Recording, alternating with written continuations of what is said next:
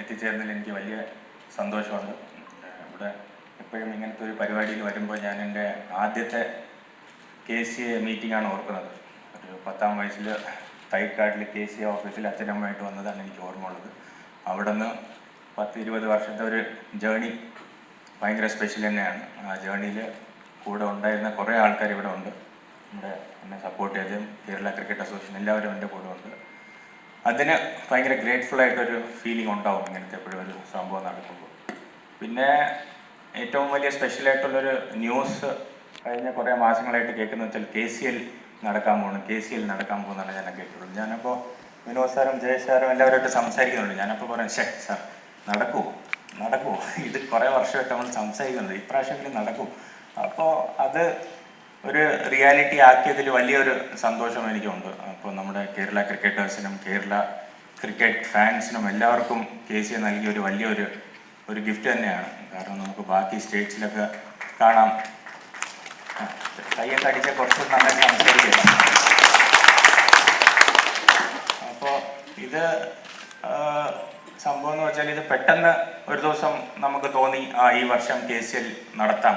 പെട്ടെന്ന് ടീംസിനെ എല്ലാവർക്കും നമുക്ക് ഓപ്ഷനിൽ നടത്തി പെട്ടെന്നുണ്ടായ ഒരു സംഭവമായിട്ട് എല്ലാവർക്കും തോന്നും. പക്ഷേ ഇതിൻ്റെ ബാക്കിൽ നടന്ന കുറേ വർഷങ്ങളായിട്ടുള്ളൊരു പ്ലാനിങ്ങും ഒരു ലോങ്ങർ വിഷനായിട്ടാണ് ഞാൻ ഇതിൻ്റെ ഒരു ഭാഗമായിട്ടാണ് എനിക്ക് തോന്നിയിട്ടുള്ളത്. കാരണം നമ്മൾ കുറേ വർഷങ്ങളായിട്ട് കുറേ ടൂർണമെൻറ്റ്സ് KCA കണ്ടക്ട് ചെയ്യുന്നുണ്ട്. 2020 മുതൽ 2024 വരെ കുറേ ലോക്കൽ ടൂർണമെൻറ്റ്സ് നമ്മുടെ ലോക്കൽ ഡൊമസ്റ്റിക് ക്രിക്കറ്റേഴ്സ് കളിക്കുന്നുണ്ട്. നമ്മുടെ പ്രസിഡൻസ് ക്ലബ് ആയാലും ക്ലബ് ചാമ്പ്യൻഷിപ്പ് ആയാലും NSK ഇന്റർ ഡിസ്ട്രിക്ട് ടൂർണമെൻറ്റ്സ് ആയാലും ഇതിലെല്ലാം ഈ T20 ബേസ് ചെയ്തിട്ടാണ് നമ്മുടെ KCA കുറേ ഫ്രണ്ടിലോട്ട് വിഷൻ കണ്ടിട്ട് ഇത് പ്ലാൻ ചെയ്തിട്ടുള്ളത്. അപ്പോൾ അതിൻ്റെ ഒരു ലോങ്ങർ വിഷനായിട്ട് അല്ലെങ്കിൽ അതിൻ്റെ ഒരു വലിയൊരു സംഭവമായിട്ടാണ് KCL നമ്മൾ ഈ വർഷം ഓർഗനൈസ് ചെയ്യുന്നത്. അപ്പോൾ ഒരു പെട്ടെന്നുണ്ടായ ഒരു സംഭവമല്ല, ഈ കേരള ക്രിക്കറ്റ് അസോസിയേഷൻ കുറേ വർഷങ്ങളായിട്ട് പ്ലാൻ സെറ്റ് ചെയ്തൊരു സംഭവമായിട്ടാണ് എനിക്ക് തോന്നുന്നത്.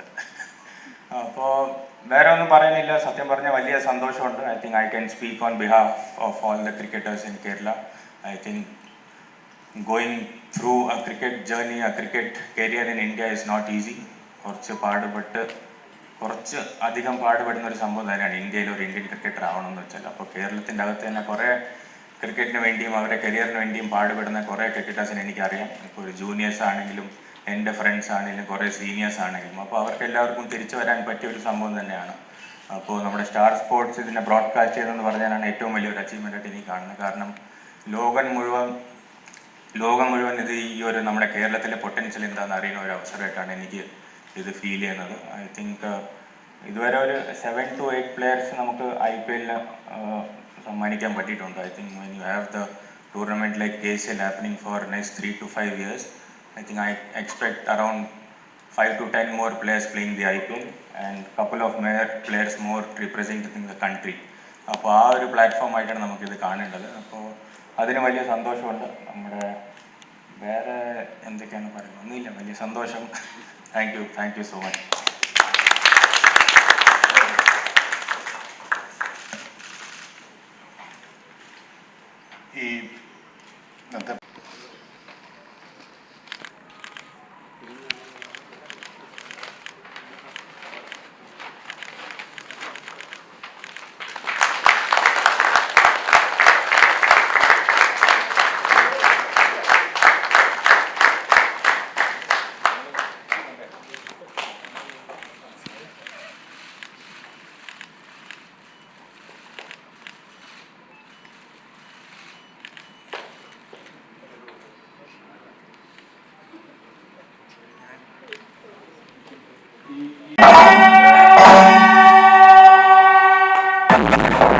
നമ്മൾ ഒന്നിച്ചത് കളിക്കാൻ ഇറങ്ങിയല്ലേ.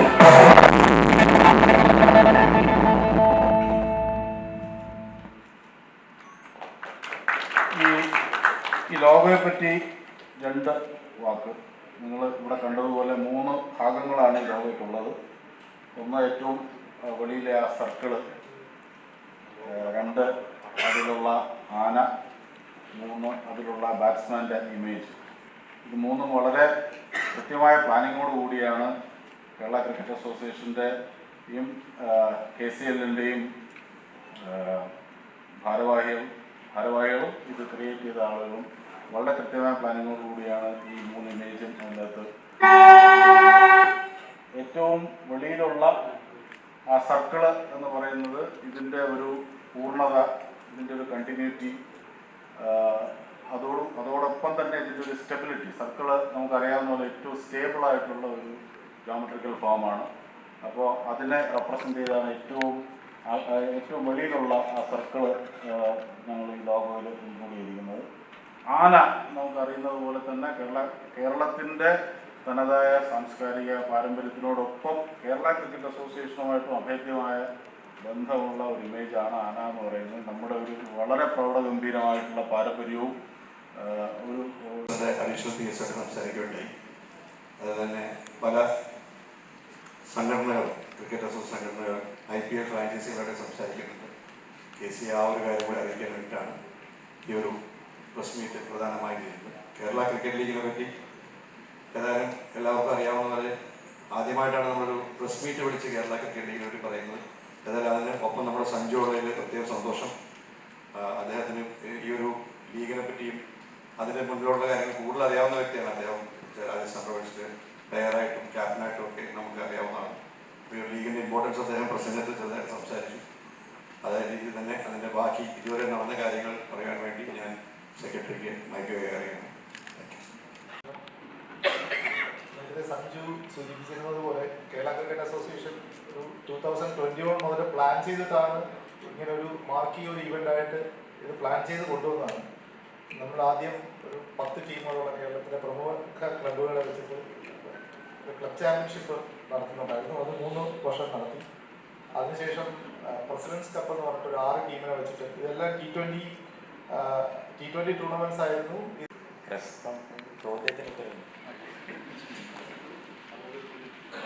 ചോദ്യം ഉത്തരങ്ങൾ സഞ്ജു നിങ്ങൾക്ക് ചോദിക്കാം. സഞ്ജു ഉത്തരം പറയുന്നതാണ്. അതിനു മുമ്പ് കേരള ക്രിക്കറ്റ് അസോസിയേഷൻ ഏറ്റവും വലിയ നന്ദി പറയുന്നത് ലാലേട്ടനോടാണ്.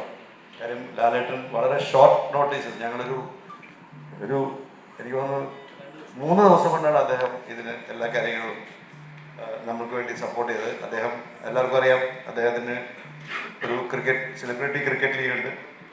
അദ്ദേഹം കോൺട്രാക്ട് പോലും സൈൻ ചെയ്യുന്ന പറഞ്ഞാൽ ബാക്കി എല്ലാവരും അതുവരെ സംസാരിക്കും. അപ്പോൾ ഏതായാലും അദ്ദേഹം വളരെയധികം സപ്പോർട്ടീവ് ആയിരുന്നു. കാര്യം നമ്മളൊരു ജസ്റ്റ് ചെന്ന് അദ്ദേഹത്തിൻ്റെ ചാർട്ടർ അക്കൗണ്ടായ സൺലേട്ടനെ ഞങ്ങൾ സെക്രട്ടറിയും പ്രസിഡന്റും കൂടി പോയി കണ്ടു. 24 മണിക്കൂർ എടുത്തില്ല, 12 മണിക്കൂറിനുള്ളിൽ അദ്ദേഹം ജസ്റ്റ് ഒരു വാട്സാപ്പിൽ കൂടി ഞങ്ങളുടെ ആവശ്യങ്ങൾ അയച്ചു കൊടുത്തു.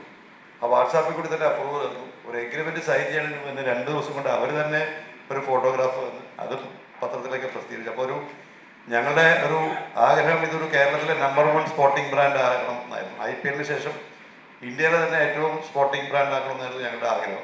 അപ്പോൾ അതിന് സംസാരിച്ചപ്പോൾ തന്നെ ഏറ്റവും വലിയ ബ്രാൻഡ് ആക്കാൻ പറ്റിയ ഏറ്റവും വലിയ ആൾ എന്ന് വെച്ചാൽ മോഹൻലാൽ തന്നെയായിരുന്നു. അപ്പോൾ അദ്ദേഹം ലാലേട്ടൻ്റെ നിങ്ങൾ സൺലൈറ്റിനെ പറ്റി സംസാരിച്ചു. വളരെ 12 മണിക്കൂറിനുള്ളിൽ വൈകിട്ട് 5 മണിക്ക് സംസാരിക്കുന്നു, പിറ്റേ ദിവസം 8 മണിക്ക് മെസ്സേജ് വരുന്നു, എല്ലാം മുമ്പോട്ട് പോയിക്കോളും. ഫോട്ടോഗ്രാഫ് തന്നെ അദ്ദേഹമാണ് തരുന്നത്. സാധാരണ നമ്മൾ ഫോട്ടോ എടുത്തിട്ട് വേണം ഇതൊക്കെ ചെയ്യാൻ. അതുമല്ല, അവരുടെ അടുത്തൊരു ഫോട്ടോ തന്നു, വോയിസ് ക്ലിപ്പ്, എല്ലാം വിത്തിൻ സെക്കൻഡ്സ് മിനിറ്റ്സ് ആണ്. വളരെയധികം കോപ്പറേറ്റ് ചെയ്തു.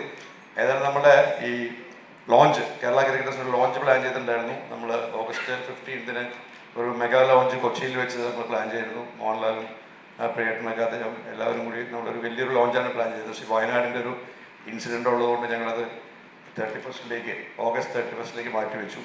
ഫ്രാഞ്ചൈസീസും എല്ലാവരും കൂടിയിട്ടുള്ള ഇവിടെ ഹയത്തിൽ തന്നെയാണ്. 12 മണിക്ക് അദ്ദേഹം ഇവിടെ ഉണ്ട്. അപ്പം അതും സെക്രട്ടറിക്ക് അതും കൂടി ഓർമ്മിപ്പിക്കുന്നു. 31 ഒരു മെഗാ ലോഞ്ച് നമ്മളിവിടെ പ്ലാൻ ചെയ്യുന്നുണ്ട്. 2-ാം തീയതി മുതൽ സഞ്ജു എനിക്ക് തോന്നുന്നത് UK അങ്ങോട്ട് പോകുന്നുണ്ട്. 2 ദിവസം കഴിഞ്ഞ് തിരിച്ച് അദ്ദേഹം എത്രയും പെട്ടെന്ന് എത്തുന്നതാണ്. ഈ സെപ്റ്റംബർ 19 വരെ കേരള ക്രിക്കറ്റ് ലീഗിൻ്റെ വേണ്ടി അദ്ദേഹം ഒരു ഐക്യനായിട്ട് ഞങ്ങളുടെ ഒപ്പം ഉണ്ട്. അദ്ദേഹം സമ്മതിച്ചിട്ടുണ്ട്. അപ്പോൾ അതുകൂടി ഈ അവസരത്തിൽ ഞാൻ അറിയിക്കാം.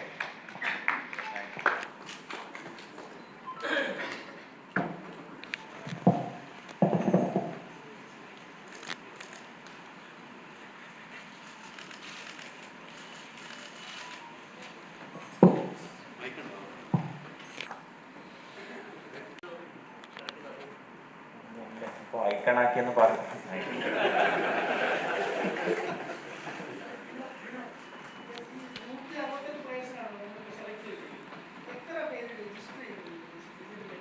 ഇത് രജിസ്ട്രേഷൻ അല്ലായിരുന്നു. നമ്മൾ എല്ലാ ഡിസ്ട്രിക്ട് അസോസിയേഷനിൽ നിന്നും അവരുടെ പ്ലെയർ ലിസ്റ്റ്, അവിടുത്തെ സെലക്ടേഴ്സ് തരുന്ന ലിസ്റ്റ് എടുത്തിട്ട് സ്റ്റേറ്റ് സെലക്ടേഴ്സ് ഈ എലിജിബിൾ കാറ്റഗറീസിലുള്ള ആൾക്കാരെ നമ്മുടെ ഈ നേരത്തെ പറഞ്ഞ ടൂർണമെന്റ്സിന്റെ അടിസ്ഥാനത്തിലെല്ലാം ഐഡന്റിഫൈ ചെയ്തിട്ട് ഷോർട്ട് ലിസ്റ്റ് ചെയ്യും. അത് തീർച്ചയായും ഏകദേശം 500ഓളം ആൾക്കാരുണ്ടായിരുന്നു. ഇതിന്റെ സ്റ്റാറ്റിസ്റ്റിക്സ് എല്ലാം നമ്മുടെ നേരത്തെ നടന്ന ടൂർണമെന്റുകളുണ്ട്. ഈ പ്രസിഡൻസ് കപ്പും ക്ലബ് ചാമ്പ്യൻഷിപ്പും അങ്ങനത്തെ മേജർ ടൂർണമെന്റ്സിന്റെ പെർഫോമൻസിന്റെ അടിസ്ഥാനത്തിൽ ഷോർട്ട് ലിസ്റ്റ് ചെയ്യപ്പെട്ടത്.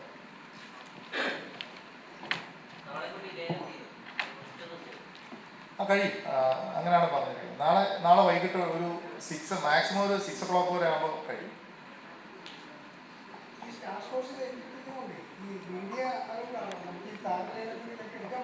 മീഡിയ ഇല്ല, ഈ വീഡിയോ ഇത് പറ്റത്തില്ല. സ്റ്റിൽസ് എടുക്കാനായിട്ട് ഒരു സെപ്പറേറ്റ് ഒരു എൻക്ലോഷർ പോലെ വെച്ചിട്ട് അവിടുന്ന് സ്റ്റിൽ ഫോട്ടോസ് എടുക്കണം. മറ്റത് സ്റ്റാറിന്റെ ഇതാണ്. നമ്മുടെ ഈ അന്താരാഷ്ട്ര മത്സരമൊക്കെ വരുമ്പോൾ അതുപോലെ തന്നെ.